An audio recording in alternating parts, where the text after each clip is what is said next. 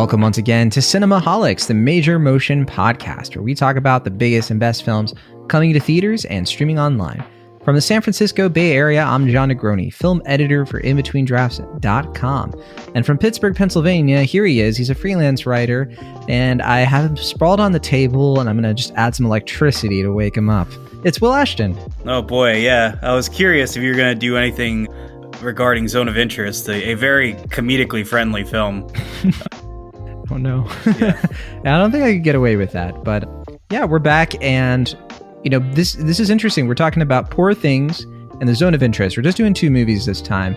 The grab bag stuff was fun, where we did like 7 to 14 movies in one thing because we had to catch up, but it's slowing down a little bit.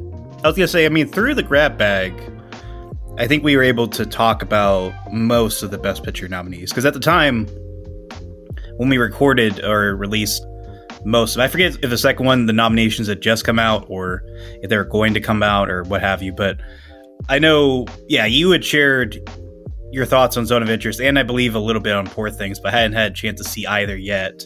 But we did have, some pretty extensive conversations about some of the other films that were nominated for Best Picture that we didn't devote full episodes to, like Anatomy of a Fall, American Fiction, Maestro.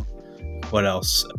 I think that's about it. We already covered Barbie back in... Yeah, that's what I mean. So Barbie we did, Past Lives I believe we did already. Yes, Killers of the Flower Moon. Killers of the Flower Moon. Yeah, we really covered it. There are some things here and there for sure that we never got to. Boy and the Heron was another one, huh?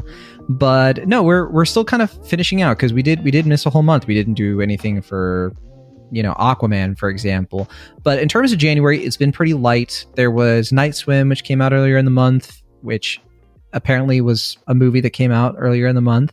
Okay. We have, right now, the big movie is Argylle. I don't know, maybe big and asterisk. That came out over the weekend. Now, I saw Argylle. I reviewed it on In Between Drafts. Now, Will Ashton, you have not seen it. And the sense that I got from you in terms of like watching Argylle was, please don't make me watch this. Is that accurate? Initially, yes, but I feel like now I'm like kind of, I don't know, I've gone back and forth. Morbidly curious? I'm somewhere between morbidly curious, because I didn't see his most recent one, but I do like Matthew Vaughn. Like, I like most of his films. You didn't see The King's Man? Yeah, I didn't see that one, but I've seen, I think everything. I saw it. Did we not review it on the show? Okay. I think I've seen everything of his otherwise, except for obviously Argylle and Layer Cake. And I think I've liked most, if not all of those. So, I've liked all of his movies at least a little bit. But here's the thing: I think that since Kingsman, his movies have gotten a little bit worse each time. Because I liked Kingsman 2 a lot. I almost like Kingsman 2 more than the first one, but it's a sequel that doesn't quite top the first one. So I still kind of have to hold it in lower regard. I know other people were like, "Oh, Golden Circle wasn't very good." People don't love that movie compared to me. I had kind of mixed feelings, I think, about Golden Circle. I remember you and Maverick were really keen on it, and I was kind of more We enjoyed it, yeah. And I was like, there's stuff I like. I definitely think the first one's better. Even though that movie, I'm not going to say that one has aged, like a fine wine. But misogyny in both movies is pretty pronounced, and it's a bit of a Matthew Vaughn thing. Although it's kind of toned down. It's toned down a little bit in his later movies. Or by later, I mean Argylle and King's Man. But neither of which, they aren't really getting that. They're not going to scratch that Vaughn itch if you've been having it since Golden Circle came out. I'm not going to lie to you. But it seems like Argylle is like Matthew Vaughn's The Lost City, which I don't even know if that's really a thing. It's pretty similar to The Lost City. It's also pretty similar to Spy, Melissa McCarthy. Like the whole construct of like regular person getting caught up into the spy world. Lost City is the funny comparison because it's also an author and it's also like the real deal kind of tagging along. Although I guess Jason Statham did that in Spy too, so whatever. But no, with Argylle, we're not going to review it. But if you want to read my review, I was a lot kinder to the movie than a lot of other critics. Oh, really? What? Oh, I was gonna see it tomorrow, so we could. You're gonna see it? Well, then we could still do an episode. Let's just Let's just do an episode. I figured because the time has passed, you were like, well, we got to move on. I'll see it.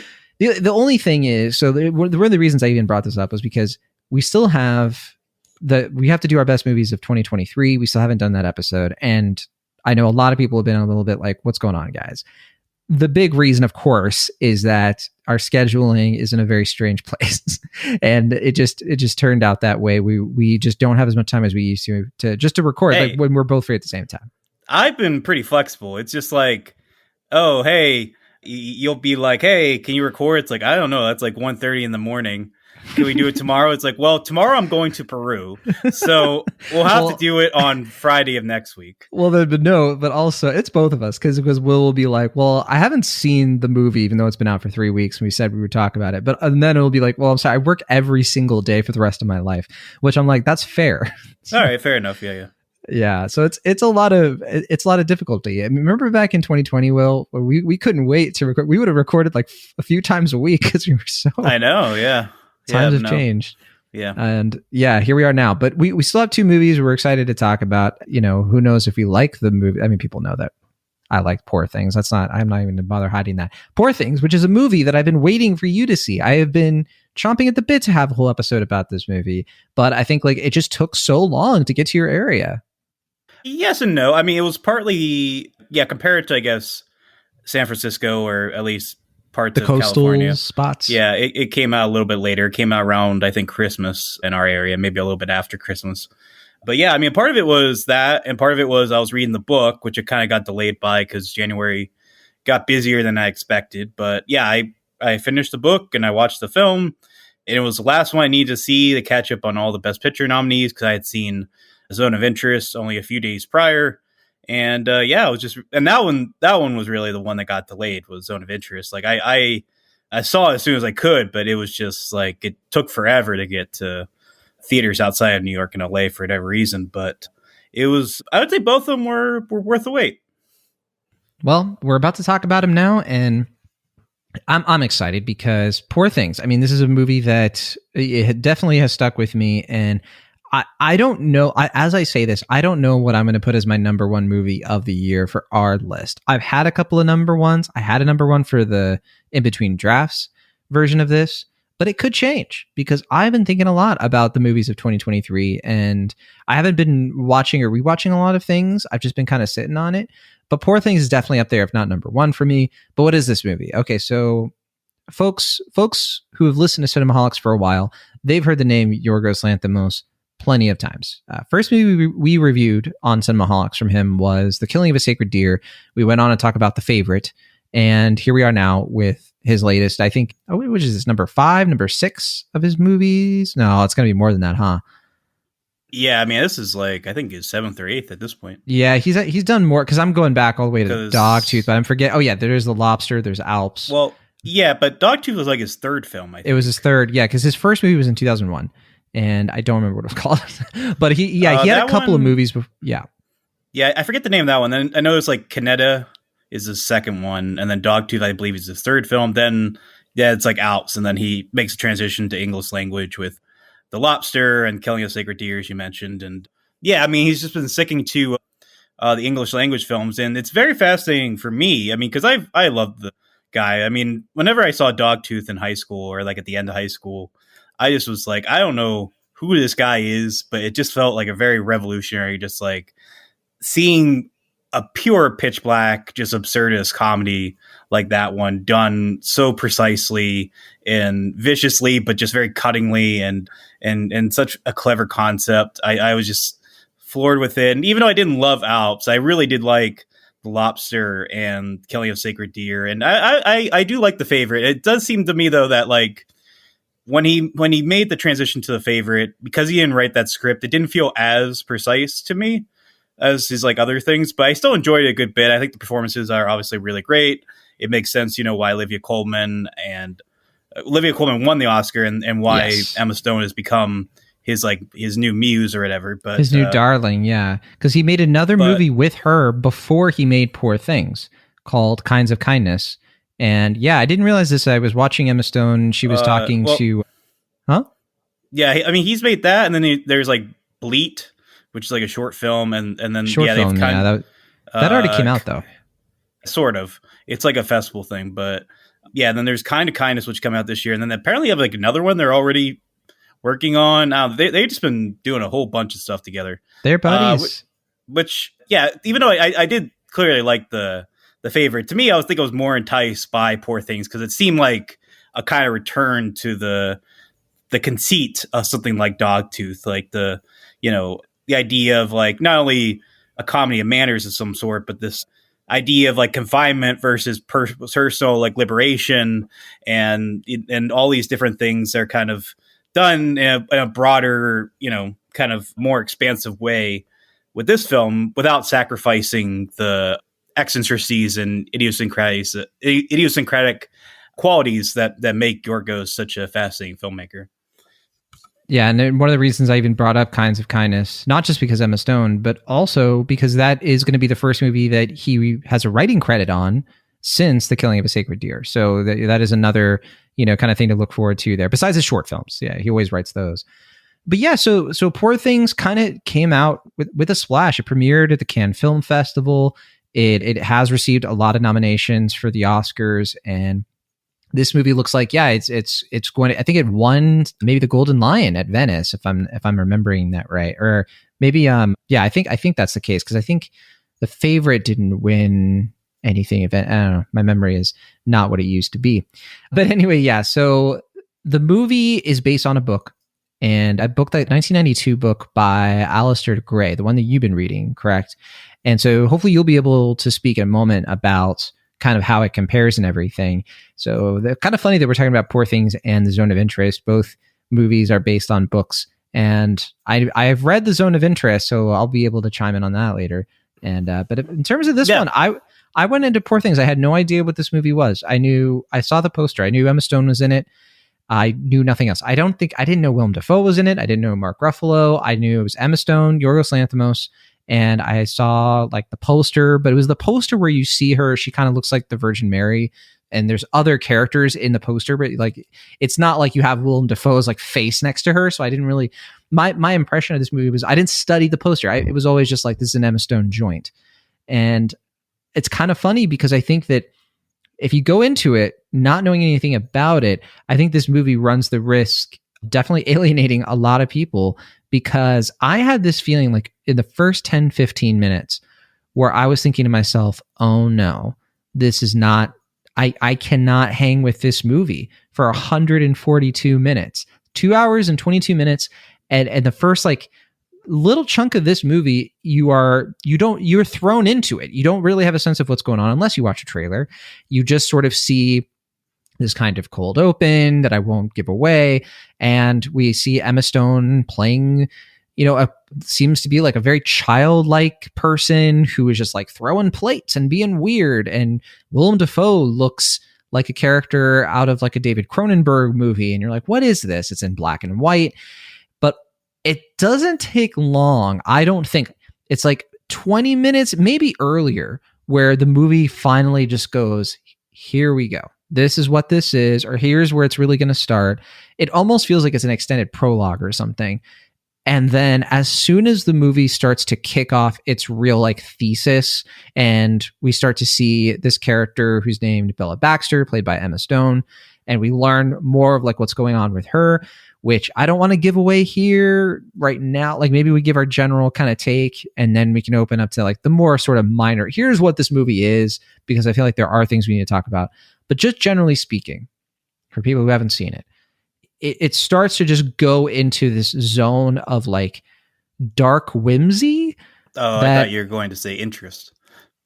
Of interest? Because he said goes a into zone of interest. That would have been fun. Yeah, a little bit of double dipping, but no, it goes into this like dark whimsy adventure that I didn't really see coming, and it's just coming, and it's just one of those things where I think the key to liking this movie is to be prepared for it if you can, in terms, maybe not the specifics, like don't read up on it or anything, but maybe just know that like you're in for something. I feel so bad for the people who saw this as like, oh, it was nominated for Best Picture, Emma Stone, I loved The Help. And then they watch this and it traumatizes them. And I think in my review too, I even said like, don't watch this movie. It's great. It's kind of the tone of that whole review, which I don't even know if you read the review at some point, so you can criticize I called it unfortunately brilliant.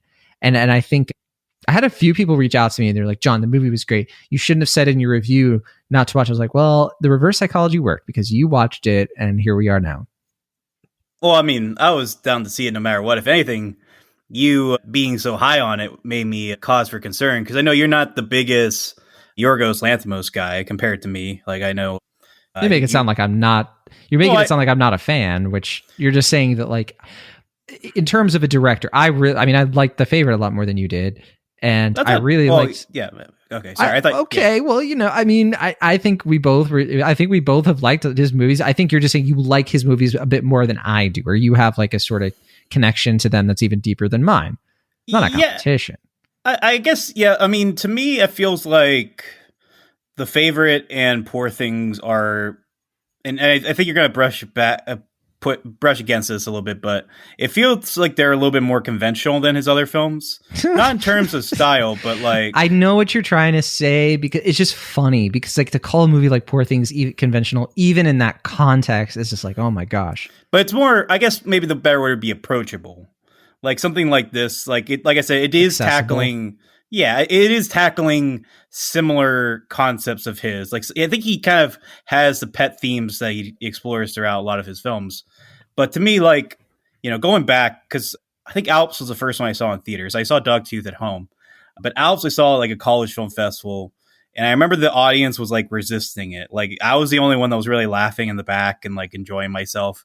But the audience felt kind of confused. I remember I went to like local mall Cineplex to see The Lobster, kind of similar vibe. Like a lot of, white haired ladies were just like baffled throughout that whole movie. And to me, stars. Just for me, like as soon as that movie starts with that lady driving up to the cow and just shooting in the face, I was just like, okay, this is 100%. I'm just loving it. It's so funny to me. And, I think obviously Killing of a Sacred Deer is not like as overtly funny as that, but it still has a very, very dry and dark sense of humor to it. And to me, like, I think The Favorite and Poor Things was when I started to see kind of the turn, I guess, because... Well, he started to become more He started to become flashier. He started to be a little bit more. His movies became more of a spectacle, and it's not that The Favorite is like a spectacle kind of movie in like the broader sense, but it's a spectacle in the sense that it has a lot of like musical energy to it, like not musical like Broadway musical, but I mean musical just like in terms of you see characters kind of just really like expressing in outward ways, whereas his other movies were like the characters tended to be a little bit more repressed and staid, and more stiff, muted, I guess, more kind of deadpan style. Like Banshees of Inisherin, not like that movie exactly, but like I don't know, a little bit more sort of like quiet. Yeah, I mean, there's more like acidic kind of quality to those earlier films, I guess, is what you're saying. But yeah, he did take a turn. He did take a turn. I mean, The Favorite, I think it was easier obviously I saw this with like totally different people each time. So it's not like the audience I'm seeing with is like progressing, but I remember The Favorite, like, was the first time I remember like the audience kind of being on board with a Yorgos Lanthimos movie outside of me. And that like made you upset? Kind of felt, maybe a little bit, but in the same way that like, like when you like find like an indie band and it's like really cool, and then like they have like that one song that kind of takes off, and then people are like, "Oh, I love blank blank," but it's like you love this one song, you don't love the whole catalog. Something similar happened to me with like Mumford and Sons, like their very early stuff. I was like, man, this is a cool sound, and then they just completely like went into what they are now. Like just completely went mainstream, but in a way that was betrayed. Anyway. I always preferred the Avett Brothers, to be truthful. I do too. So, high five. There you go. Not that I think outside of them just being popular contemporary folk artists that they're all that similar, but that's neither here nor there. In any case, yeah, I mean, to me, though, all that is to say, I got to see Dogtooth in a theater last year. And that was a fascinating experience for me because it was the first time I had seen it, since his career kind of took off. It was the first time I saw it in a theater with an audience. And even still, like that audience, like they felt very resistant to that film in a way that like is fascinating to me. Cause like it took them like halfway through for them to figure out like, oh, this is funny. Like I can laugh at this. Like it's not like the first half, they're kind of like, huh, like what is going on here? But then like as soon as like the truly ridiculous stuff happens to that film, they're like, oh, okay, I get this. Like even knowing, I guess, like The Favorite and all the other films. But for me, Poor Things is the first time I felt like the audience I saw it with, and granted, like you said, it was a later audience. Like, it wasn't like the first run of people seeing it in my area, but like, it was the first time it felt like they were, like, as a collective, the audience was aware of what Yorgos is doing. It was just a really interesting experience for me in that way, in the sense of, like, you know, we're all kind of collectively laughing at this. We're all recognizing the comedy of it. And I think for me, it, like, the idea of you being like, oh, this is like, you know, like beyond reproach is really funny to me. Cause it's like, oh, like, to me, it's like, it's endearing that, like, oh, he's finally made a film that, like, the masses can enjoy in a way that, like, I feel like all his other films have been, in one way or another, a little bit harder to, like, dig into. I mean, I stand by that. I think, like, you say a movie like this is accessible, approachable.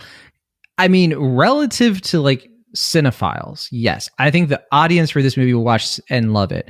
But in terms of, like, everyday people, it's the kind of movie that's going to, like, really strike people in a very strange and, like, how could this be, like, this is disgusting, this is horrible kind of way. I've had that conversation with plenty of people of, like, I can't believe, like, this movie does what it does. And then, you know, I think that it's deeply fascinating. I think that it's actually, like, an actually very interesting way to do a character. I don't know how it compares to the books or anything, but I think, like, the inherent sort of just what this movie is and the journey that Bella Baxter goes on, I think is just really fascinating. And it uses all the absurdist and kind of gross stuff in a way that I think is very purposeful, very intentional, very interesting. So it's just weird. I don't want to give people the false impression of, like, this is some kind of, like, this is Barbie with, like, a slight more edge. Like, no, this is a rough and tumble picture, right? Yeah, I mean, you say that, but I saw someone on Letterboxd like Barbie for mentally ill people, and I'm like, it's not wrong. Like, you know what I mean? Like, it's not far off the mark, but I get what you're saying. Yeah, it's not a film that I can, you know, recommend to everybody, but it's the first one of his, outside of The Favorite, that I feel like I can recommend to somebody who I don't know their taste and feel like there's at least a 75% chance they're going to appreciate it. You know what I mean? Like, it's like, but in any case, all that to say, to answer your earlier question, the book has kind of more of a fragmented style to it. It's kind of like comparable to Bram Stoker's Dracula, which is funny because it's obviously borrowing mostly from Frankenstein. Yeah. But yeah, you kind of get, like, assorted letters, and it's, like, mostly from McCandless' point of view, who's played by Remy Youssef. But the movie's a lot more observant. I think it's not as, like, subjective as the book is. And so I think for me, that kind of lends itself better to material, because the way that Yorgos approaches things, it's like he's aware of the absurdity of it all. But in this case, it's weird and endearing to see him being more empathetic.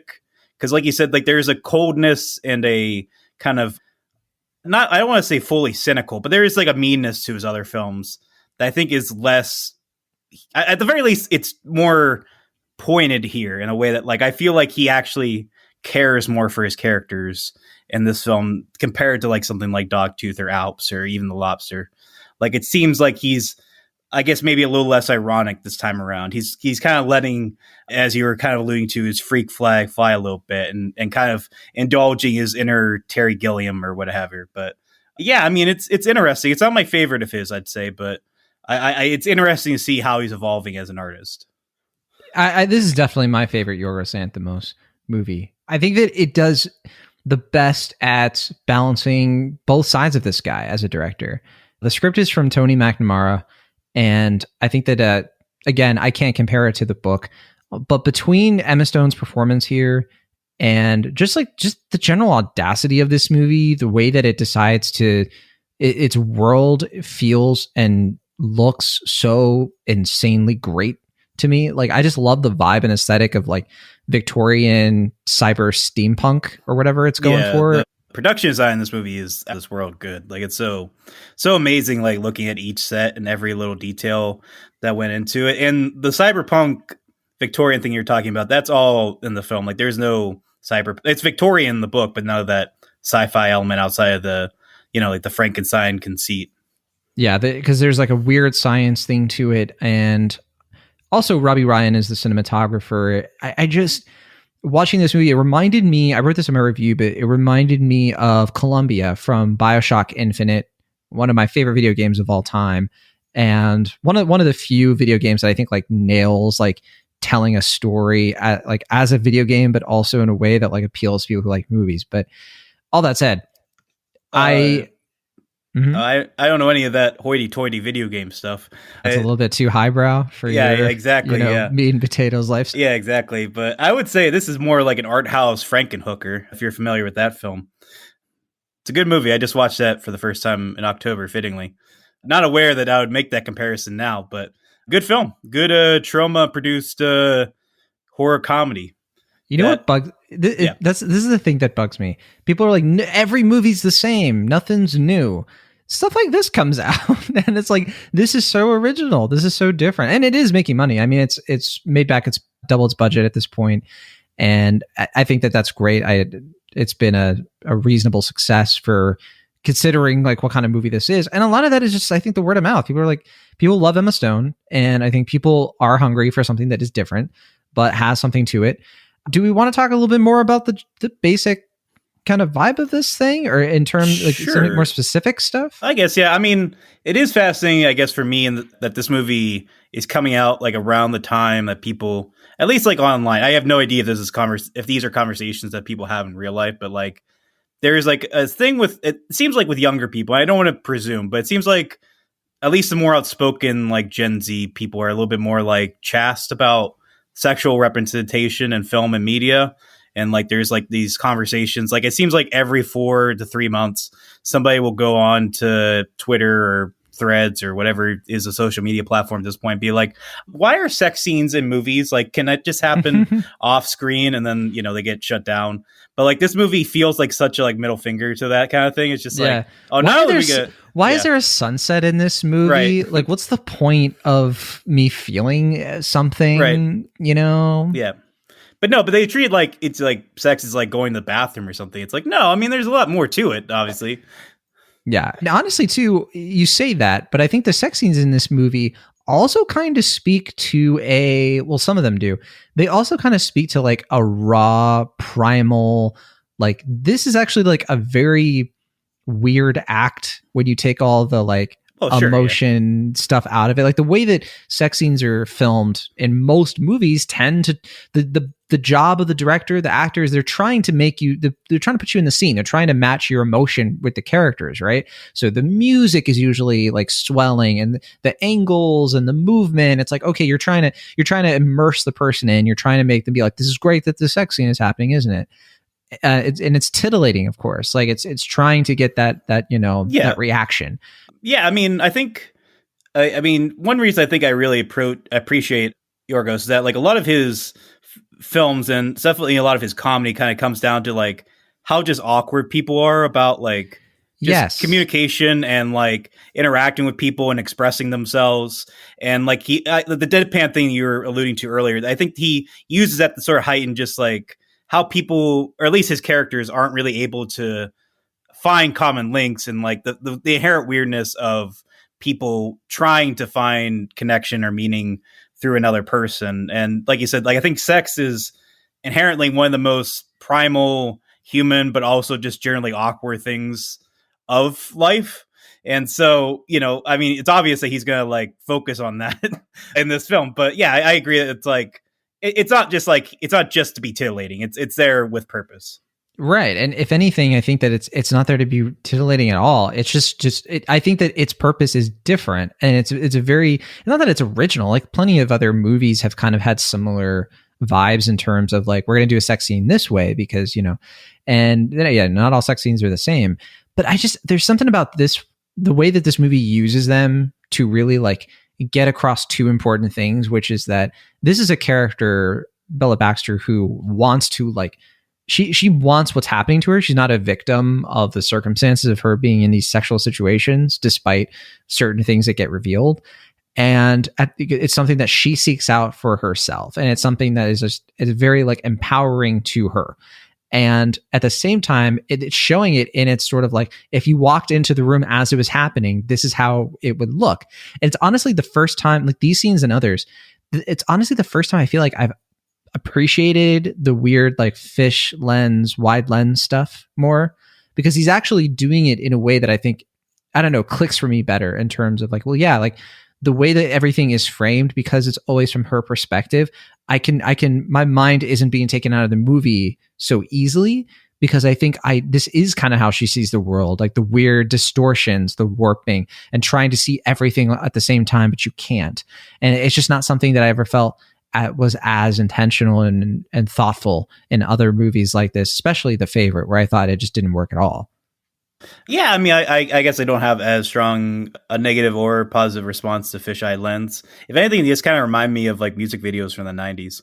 But in this case, to what you're kind of saying, I mean, I have heard some people kind of push back, I guess, about how feminist or not this movie is. And I mean, there's something to be said certainly about like the inherent male gaze of someone like Yorgos Lanthimos.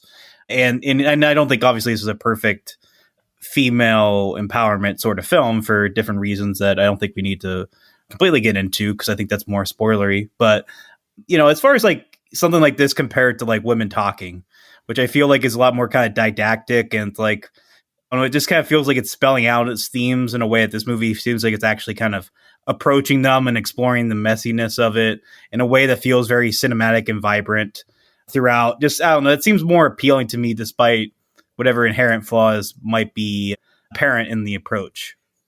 So I do want to read a negative review, part of a review. This is from Letterboxd, and Angelica Jade Bastian wrote her review for Vulture. And so this is what she put on Letterboxd. Oh. She gave it 1 star. Yeah, I meant to read the review. I know there's some chatter about this. I wanted to read it because I heard it's a really interesting perspective. This is what she said, distilled down. I hated Poor Things and reviewed it for Vulture. That people are speaking of this as a rousing, weird feminist treatise is insane. How are y'all so easily fooled by such glaring misogyny? Excerpt below. There's a corroded spirit to the story, like it's intermittently possessed by an edgelord who's unaware most women menstruate, and an early wave white feminist who believes having sex is the most empowering thing a woman can do. For all the effing, which I can't say, there is no menstrual blood. In many ways, the film demonstrates the limits of the modern cis male auteur's vision for and about women, particularly their sexual selves.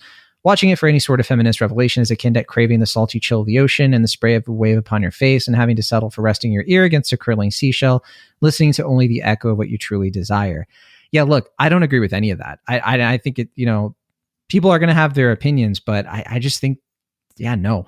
Like, I think that certainly there are some things that can be lobbied at this movie in terms of, you know, it is directed by a man, it's written by a man, but I gotta say, like, it's not like women like are broadly consensus on this. If anything, I've seen women be like, I thought this was a better feminist message movie than Barbie.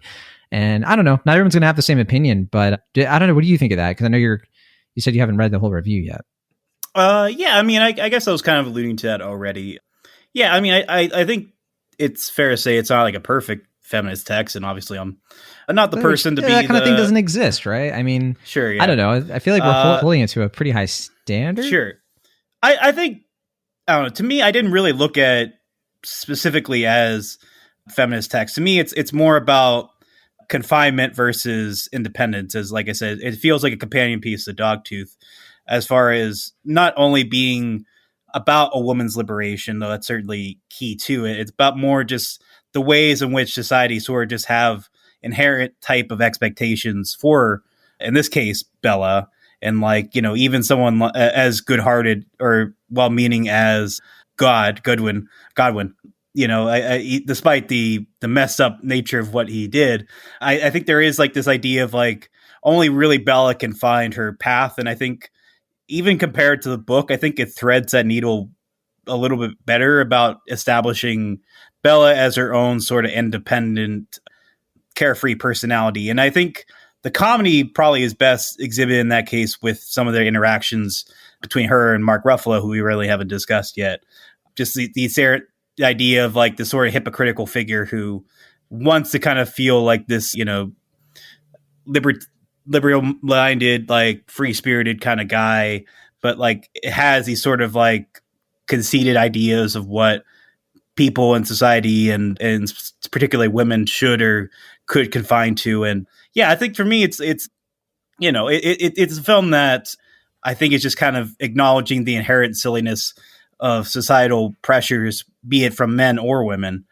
But yeah, I think it's also, as I was saying, it feels more empathetic to me than most other Yorgos Lanthimos films. It feels like it's one where he feels like more open-hearted about the characters here, in a way that they're not as like test subjects to him, I guess, or like kind of like parables in these sort of twisted morality stories or whatever. But, I'm not saying that makes this film inherently better. I can see why some people would feel that way, but it is, I feel, like a step forward for whatever he's going to do for the next phase of his career. Yeah. Yeah, I think, look, it's going to be one of those things where I'm not going to say somebody's wrong for pointing things out in a movie that doesn't click to them in terms of like, especially if you're that gender, right? And I can only sort of say how I reacted to it, but I don't know. I think my main thing with this movie is that in terms of like trying to be a message movie, it doesn't come across as a message movie, but it is one of those movies where I felt like as I was watching it, it was constantly like turning itself on its head. There's only like one section of it where I kind of was like, I don't know. A lot of the stuff that was happening on the ship, Jared Carmichael comes onto the scene, and I don't think he's good in this. Yeah, I was going to say, Gerard Carmichael is, I think, the thing that mainly holds this movie back, because I think his performance is genuinely kind of bad. Yeah, I don't know what happened there, because everybody else around him is just, totally killing it.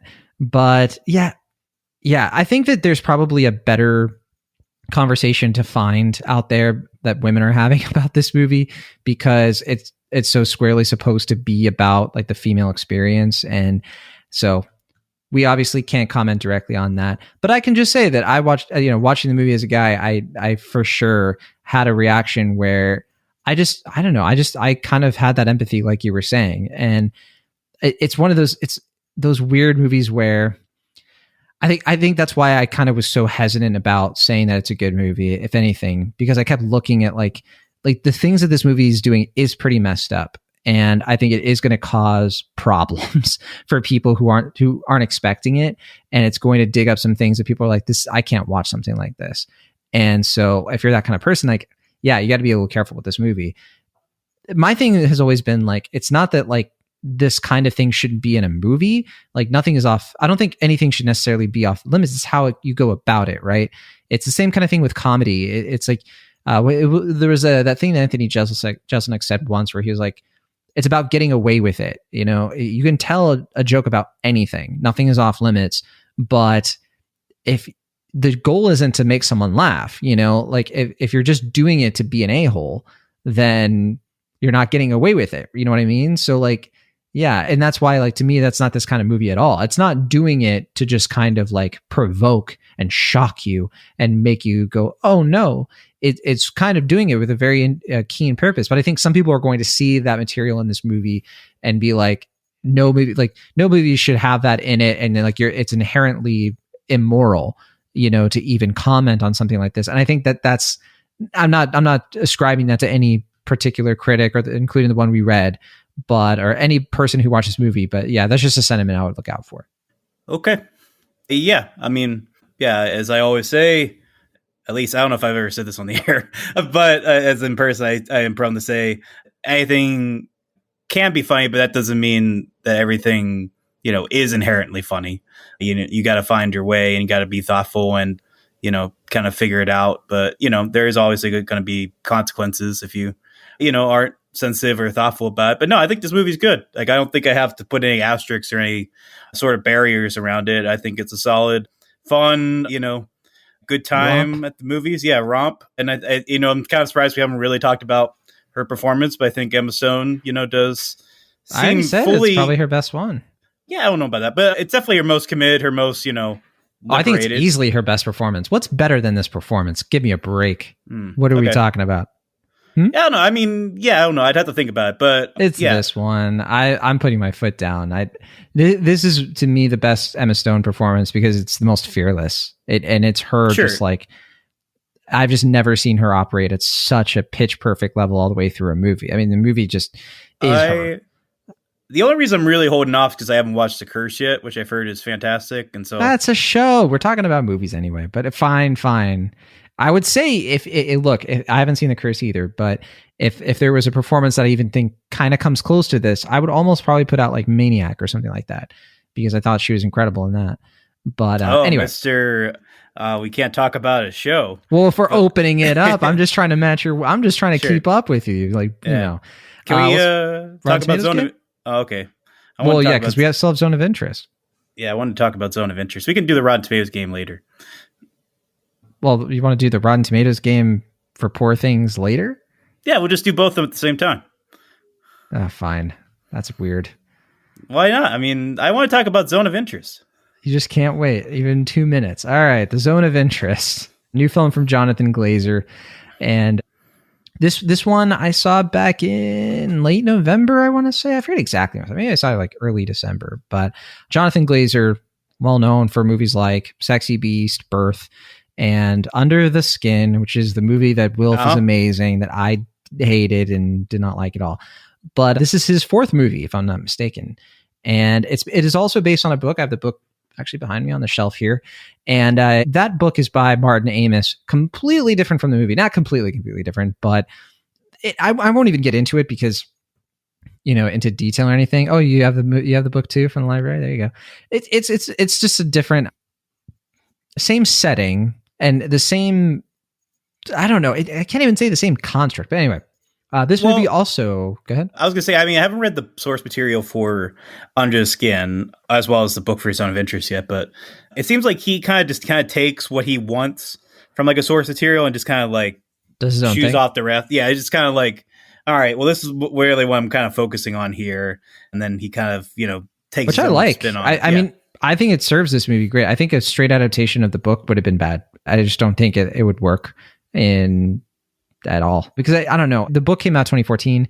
I just find it to be, it's kind of trying to do the same thing, but in a way that only kind of works for a book. I don't think it would work for a movie, but like the whole, like, what is the point of this kind of question? But anyway, this is a co-production between the UK, Poland, and the United States. So I'm just going to have to glide into this one, because this is a tough movie in some ways, and tough in the sense that it has one glaring thing about it that I think has given people a lot of pause. This also premiered at the Cannes Film Festival this past year. It is, I'm trying to remember what it was nominated for. I know it got 5, right? Best Picture, International, Director. Director, okay. I was like, director. Adapt the Screenplay, and I think something else. Not Sandra Hüller. She didn't get any nominations for this or Anatomy of the Fall, which I find... What? No, she did get nominated for Anatomy of the Fall. Oh, maybe I'm thinking of a different awards thing, like BAFTAs or something. You goof. Didn't you hear the whole stuff about people complaining about Margot Robbie not getting nominated for Best Actress for Barbie? I heard about that. Well, I remember people were talking more about Davine Joy and who else? Davine Joy? Yeah. That's for supporting actress.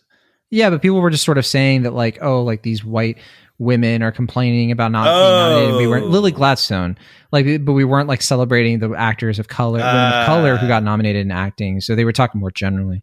But yeah, Lily Gladstone was like one of the major ones. But anyway, The Zone of Interest. This movie takes place during 1943 and around Rudolf Hals. Rudolf Hals, the real life commandant of the Auschwitz concentration camp. So this takes place during the Holocaust and during World War II and the Holocaust, obviously. And during this, hold on one second. And the movie kind of follows, like, we don't actually see the concentration camp, like, inside of it. We get, like, hints of it. We hear certain things. But the movie centers around the family of the leader of the concentration camp, Rudolf Hals, who is played by, bring it up here, Christian Friedel. And this is the kind of movie where you have long scenes, a lot of one-ers, of just sort of seeing the day-to-day lives of a person, a man and his family who live so close to Auschwitz, literally like next to it, and the horrors of it, but still live out this kind of privileged existence, this like thing that you would see out of like German propaganda, basically, of like the ideal German life. If you've watched any movies from the like propaganda movies from that time, it's kind of just that for a couple of hours. Like it really is. You're just sort of following along, kind of a loose story. The commandant is trying to like secure sort of his rising prestige and like the kind of politics of his position with the Nazis. And a lot of this movie is just seeing Sandra Hüller's character, Hedwig, manage this household. At one point, her mother comes to stay with them, and her mother is just sort of like, how do you live like this? And it is kind of like the first time the character like breaks through the facade she's created for herself, and just seeing these kids be completely desensitized to like one of the most like atrocious atrocities, of that entire era, and that's not to say like things like that don't still happen today, unfortunately, but just the widespread killing, it's just, the more of course, about the Holocaust, the more sort of unrelentingly sick, this movie will make you. The main criticism I've seen for this movie from a lot of folks is that it doesn't need to be 105 minutes. It doesn't need to be nearly 2 hours. That it's a short film at best, because it's trying to do the same thing over and over again. It's trying to pull the same trick over and over again. I think that's way off. I think that is completely missing the point. If this movie was only 20 minutes, it'd be letting you off easy. The point of this movie is that you're not going to get it that fast. You're going to only get it if you have to sit through it. And that's not to say that it's hard to sit through the movie.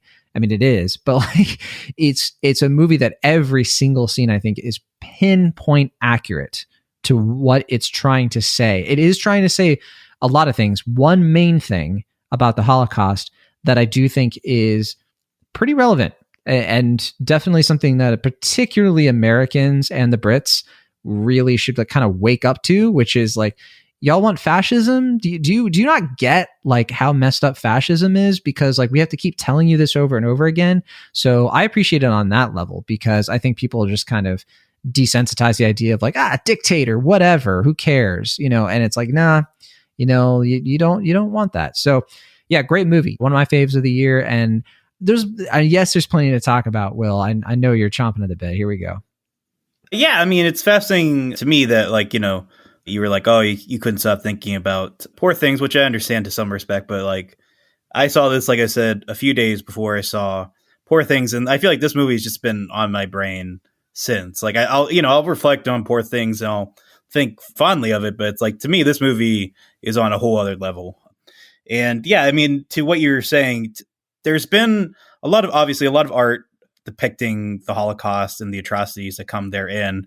And there's also been films that explore the rise of power, the ways in which something like this can come about, and the ways, unfortunately, that they can still be relevant today. But I think what this movie does in particular is it kind of finds a fine line between kind of exploring the inherent sort of complicity that comes with something like this, where it doesn't happen just overnight. Like, it's stuff like this, it's not just a matter of like what you see in the concentration camps and the horrors that happen on a day-to-day basis, on a minute-by-minute basis in camps as horrible as Auschwitz, but just the ways in which people justify or make sense or just ignore the way the grand scheme of things, or in some cases the way that businesses will profit or corporations will profit off the suffering of others. And I think this movie, as you're suggesting, it's very stark, it's very sort of in your face in a way, but it's not like pointing the message right at the audience and like spilling like spoon feeding the audience. It's showing everything is very brightly lit, everything is very composed, as you're suggesting. I think they filmed it on like multiple cameras. Like, it almost has like a reality TV setup from what I had heard. Like, like you'll kind of like follow a character walking through the house, and it's like, I think all done from like a single shot, like in a sense of like single cut, but you're kind of following from the different cameras, and it has a sort of, real-time feel, but it has probably the most audacious style of any Best Picture nominee that I can think of since probably something like The Tree of Life, in that it's not like a direct linear narrative. It's not like you're following, like the Joseph Campbell, like character hero's journey sort of thing. It's just very, just very kind of observant and and poised, and just exploring the ways in which a family like this, who seem, in the broad scheme of things, a fairly mundane, everyday, well-to-do family. But, when you live so close to such things and you hear the screams like kind of off in the distance, which I have to say, if you do see this movie, please see it in a theater with really great speakers, because the sound design and the score of this movie, incredible. I mean, Mika Levy, I knew was going to do great work. They made another fantastic score with this. It's continued to rattle my brain, just like the themes of this movie throughout, but also just the ways that it's not like you just hear like, like a scream, like in the way like Tar, where like you see like Cate Blanchett in the forest and you just hear something. You hear like the little like groans and things throughout in the distance. And it just like, it's almost like you can tune them out in the respect, and you get in the mindset of the characters. And it's just really, really fascinating, incredible stuff. But also just the complicity of the characters, in the sense of like, how aware is someone like Sandra Hüller's character? Like, obviously she knows what's happening, but like, how much is she, willing to indulge this? Is this one of those things where she just kind of accepts it as part of her husband's work, or is this something that she's directly even profiting, or like something that she sees as an improvement on her life? Right. And that's the main message, right? It's the banality of evil, but it's the fact that people today, like, this is the takeaway. The people today, like, horrific things are happening to people all over the world.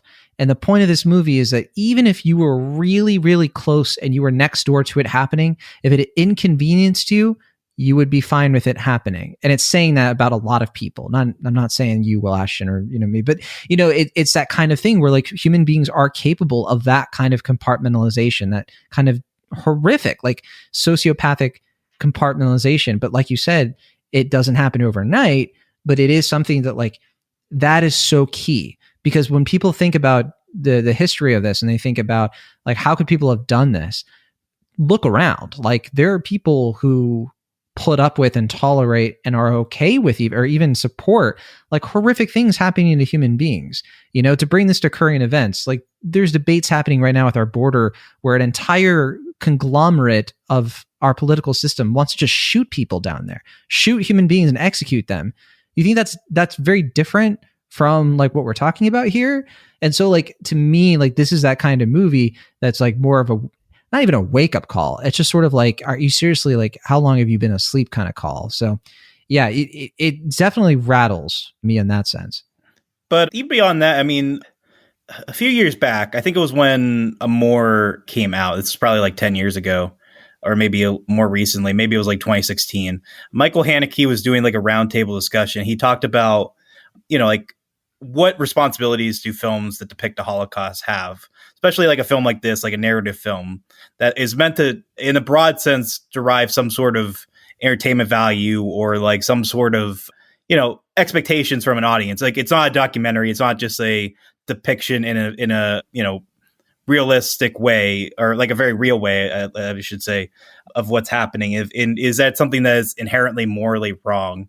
And I don't know. I'm not, the person to explore that in depth. But I think this movie feels in some respects like an answer or a response to that sort of question, in the sense of like, it's not that it's like a boring film. At least to me, I find it's very, very compelling, but it's a slow kind of sizzle kind of film where it's like, you have to, like you said, I think if this was 20 minutes, it would just feel like, oh, like that's why I need to kind of like warm up to it in the respect. Like, I need to like sit with it to figure out where it's really going, what it's doing. And I guess you could explain it in a short amount of time, but it doesn't pack the same punch, because you have to really just kind of process it in the theater, and you have to sit with it, and you have to really, understand the gravity of what's happening and all that. And there's I guess you could do it in a more pat sort of way, but I think this film finds a fine line of exploring like the enduring sort of emphasis on the horrors of something like this that happens under a fascist dictatorship, but also not glorifying it in the sense of like gaining pure, entertainment value or pure escapism, but also not like, bashing the audience over the head and being like, why are you not doing something? Like, why are you doing it? It's still telling a compelling story. And I think that's such a fine, thin line to walk across. And I'm really, really impressed Jonathan Glazer for, I think, in my view at least, finding that balance and doing it so well here. Yeah, I mean, this is a movie, I've never seen anything quite like this movie, which is, I think, notable in of it itself. Finding a different way to depict the Holocaust. Not different, like I think there have been documentaries that have also sort of like used this method of like, we're not going to show the atrocity itself, but we're going to still deliver like in terms of like what happened. This is from Seth. I thought this was interesting. He said, you could hear a pin drop in, what's wrong? No, sorry. I'm not trying to take away from Seth. I just think it's really funny that you just like, oh, here's what Seth says. Like, Seth who? Like Seth Rogen? Who are you talking about? Well, we don't have a last name. I know. Okay. Sorry. This is from Seth. Seth said, you could hear a pin drop in a packed house. As soon as it was over, I sat in quiet, absolute distraught. It made me feel genuinely sick. Nothing would have prepared me for this. We begin in darkness and end in total emotional torment. In a decade full of important films, I believe this is one of the most significant, if not the most. The reluctance to follow a conventional story is admirable. Each sequence develops and builds until it bursts at the end and broke me. So relentless and strong, yet full of creative flair and distinct direction. The best sound design in quite some time, dedicated to providing a permanent, horrific experience. Glazer succeeds on all fronts by being not just a visionary director, but also one who can handle this with the utmost care and sincerity. Unlike prior films of this nature, not only do I think this is one of the best films of the decade so far, but one of the best for the century. 5 stars. So I think Seth liked it a lot. I'm going to just go out there and say it.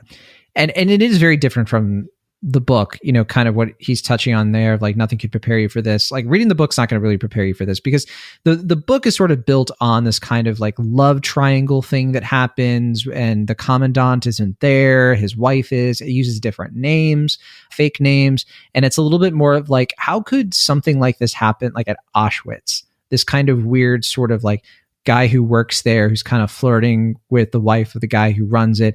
Meanwhile, you know, this horrific 20th century mass murder is happening. So this movie, I think, to what we were talking about before, completely like, it's like, nah, you know, we're still going to follow that same ley line of, yes, this is sort of about like atrocity happening next door and you trying to pretend like you're blissfully unaware of it, or that it's just sort of like another day at the office. And he's just going to sort of be like, nah, you don't need that stuff. You don't need, like, it works for the book, I'm sure some people would say, but for the movie, it has to be this. Yeah, definitely.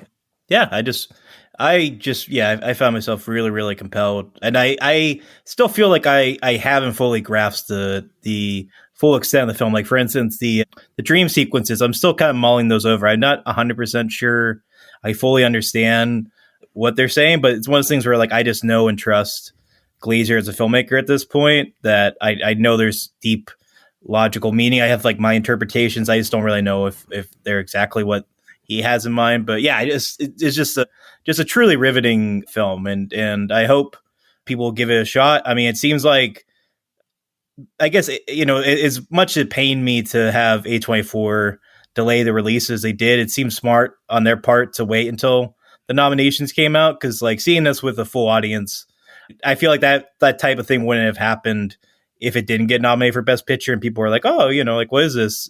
I guess it would be harder for them to justify taking the leap that a film like this requires. But yeah, I really do hope people check it out and give it a shot, because I think, I feel like putting a label like important can sometimes deter people away because it feels like homework or something. But it does feel like an important film. And I don't think it feels, too cumbersome. I mean, you do have to work with it in the sense of like, you have to kind of sit and linger with the film and figure out what's going to tell you and what you're going to process from it over the course of the story. But I think it's really worth the while if you invest yourself and give yourself to the film. I just have one more reaction here. I wanted to do one that was more mixed. And I did come across more like negative ones, and the negative ones I found kind of insufferable, to be totally honest. Like there was one that was just like, this is anti-cinema. And I was like, all right, you just want attention. Come on. I saw there was one going around where it was somebody on Letterboxd was going like, why do we need a movie right now from the perspective of Nazis? And it's just like, it just seemed like the point of the film just totally went over their head in a way. It's just like, but it's hard being 20. Okay, so this is from Fran Hoffner. Fran said, I feel a sort of mounting frustration for this film in the months since I've seen. kind of overwhelmed on both sides of the discussion. The one half pointing to the now more than ever of it all, the other acknowledging that it is not unlike Glazer to make a movie everyone says they hate up until they decide to love it. Well, I neither hate this more nor love it, but I do feel increasingly perturbed and annoyed by its presence in the landscape. Its ironies are too bare, its smugness too keen. I found it most evocative when it bumped up against itself. The scene in the river, the ensuing baths, the maid or whoever saying you'll live, or something close to that. How true. The moment shot in night vision, the Levi score did sometimes make me feel like I might actively die while watching. That said, I don't know what either do for me in the context of the film, though I love the Levi work in isolation. Still, the whole affair stays with me. I remember more of it than I realize when I think back on its events. I change my mind about the ending every day. So yeah, that one's like, you can tell that somebody who's like, certain elements of this movie just did not work for them, but at the same time, like other things just still kind of like last with it, which I totally get. And I think I've seen that go around, that one line, its ironies are too bare. That I have seen that kind of go around of just like that same, like it's repetitive. It's the same irony over and over again. But again, I maintain that I think that it's yeah, like you kind of, I think if you only do that irony once or twice or three times, the message wouldn't have its full effect, I don't think. Yeah, I mean, to me, I think the ending is really what fully wins me over. And not to say I wasn't with it throughout, but I think having the way it ties together in an ending I truly find to be brilliant in a way that I think is so unexpected, but also just profound. And it just fully gripped me in a way that I just was not anticipating. But also it does kind of feel like the type of ending that like, I don't know where else it really could have gone unless it did like a Inglourious Basterds sort of like revisionist history sort of deal. But yeah, Fran's one of my favorite. Yeah, Fran's one of my favorite Letterboxd follows. I always really enjoy hearing her perspective, even if I don't fully agree with it. In this case, yeah, I really just think this is such a worthwhile film to explore, and I can see why people aren't going to dig it. And I think it should be noted that you know, neither of us are Jewish, and I can certainly understand like if this is a film that it's just too much and it's not something that you can sit with, especially now during such a tumultuous time. I totally understand, but I really do think this is one that people should give the benefit of the doubt and explore. Are we going to do like a more lighthearted movie next week that isn't going to be so, like, all right, look, if you're a woman, if you're Jewish. I mean, like, how many things do we have to put in front of Argylle? No, like, man. If you're a cat, or a spy. If you really like that scene in Jurassic World where Bryce Dallas Howard ran in heels, oh boy, just prepare yourself because she takes them off this time, and the camera lingers on that. One last, I got to read it. This is Olivia Craighead, who said, "You would not believe how many people in my theater had giant tubs of popcorn for this one." Yeah, the woman next to me had an ice cream bar. Would love to understand the thinking there. That's this is a wild. To me, it's wild that, like, I don't know about you, but this movie was only playing in 2 theaters near me, at least the time when it came out. And they're both, multiplex. Like, it wasn't playing in any of the art house theaters for whatever reason. So it's a truly wild experience because, like, I do think, like I said, like, hearing this with pristine speakers, like, with a full audience is a really incredible experience. But also, like, watching the trailer for Argylle and Bob Marley, just, like, before you see Zone of Interest is just a truly surreal sort of experience for a film like this. So yeah. I saw it in the screener. So yeah, I didn't have that same kind of experience myself, but all right, let's play the Rotten Tomatoes game since we are over time. We'll start with Zone of Interest since we just talked about it. So I feel like I don't want to put it off, but all right, Will Ashton, we have 270 reviews counted. A lot of reviews for this movie. Just goes to show that it has been making the rounds. People have been watching this one, and at the same time, its box office is really low. It's only made 5.3 million so far, but I do think that's going to keep on increasing. But yeah, so Rotten Tomatoes score, what do you think? It should be noted that I think the fact that there isn't a whole lot coming out in February and at the end of January, I think will probably play in its favor as well, especially as we get closer to the Oscars. But Drive Away Dolls comes out pretty soon. That's Madam the end Web of the month. Yeah, comes out next week. Yeah, but it's hard to say because I could see this one being like an 86% as far as like most people like it or at least appreciating it, but not wanting to give it a good review. But I think it's actually going to be more like a 94%. I think most people, even if they're not like 4 out of 4 or 5 out of 5, I think they're going to be like, this is a substantial film that's worth seeing, even if I didn't get as much as some other people or my colleagues got out of it. Yeah, your thinking is correct, but you went up a little bit too high, 92. But you were in the right zone. What about audience score? We have 100 plus verified ratings. Audiences, I don't think are going to be as keen on this, just because it is a taxing film, as we've kind of suggested. And I think if you're just a general moviegoer, just not really prepared for this, it could be, in many respects, a lot. And maybe not what most people would want when they go to the movies. So I'm going to say 67%. It's a bit higher. So your thinking wasn't right for that one. It's actually 80%. Oh, okay, cool. Yeah. I mean, I guess that makes sense in the sense of like the people who probably are seeking us out have a general idea of what this is. So that makes more sense, I guess. So far, yeah. Okay, we don't have a cinema score, but we do have Letterboxd. We have 130,000 watches, which to me, 130,000 logs, 5.3 million box office. What's going on there? Because I think that's... Well, I know a lot of people watch this festival, but not that many. And I guess people are watching it on demand. Can you get this on demand right now? I mean, no. I will say, I don't know. I mean, sometimes I do kind of wonder, like, because there's not like a secure way of like I could go on and say like, oh, I saw, Venom 3 or whatever. Like I could log any film. Maybe some people just want to earn some art cred and be like, oh yeah, I saw Zone of Interest, and all that. I'm not saying all or even many people are falsely logging Zone of Interest, but I do sometimes wonder when numbers like that are so inflated that it's like, I don't know. Yeah, I'm with you there. But okay, so 130,000 watches. What do you think the average rating is? Is it 3.4? 3.4? Is it higher? It's much higher. It's 4.1. Oh wow, okay, cool. Yeah, you were pretty low on it, especially for that 92% Rotten Tomatoes. What happened? Yeah, I don't know. I mean, I guess I just was concerned. I thought maybe audiences would be more critical. I don't know. No, your concern was misguided. I mean, you showed me like negative and mixed reviews on Letterboxd. You kind of skewed me to think that's more mixed, Well, I also read a 5-star review that said this is one of the best movies of the century. True, that's true. But okay, all right. And then let's finish up with Poor Things.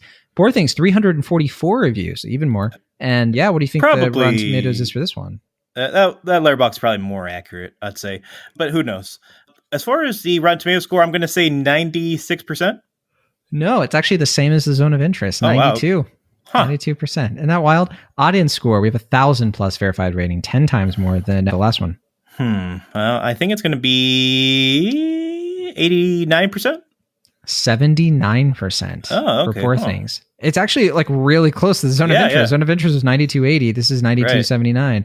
So it kind of worked out that we double featured this, didn't it? Yeah. Interesting. A little, Zone of Interesting. But all right, and then for cinema score, we do have one for Poor Things. What's your guess? B? No, A minus. Wow. Okay. Cool. Yeah. People took one look at Poor Things and they were like, I would be a poor thing if I didn't tell everybody about this movie. Okay, I don't know what I was doing there. Okay, so this one, 638,000 watches on Letterboxd. Okay, 68 million box office. At least we're in the zone of something there. Yeah. But wait, what do you think the average rating is?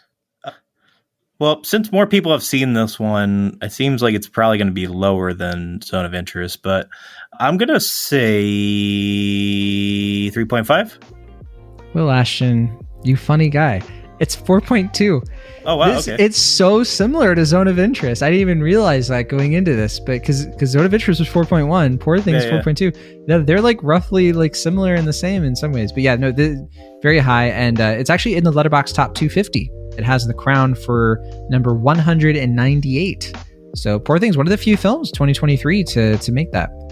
Pretty impressive. Yeah, it is.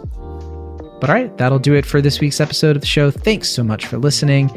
And we'll be back soon. I guess we're going to talk about Argylle next.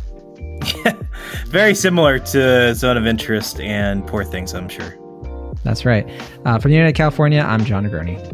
And from the Internet, Pennsylvania, I'm Will Ashton. See you next time.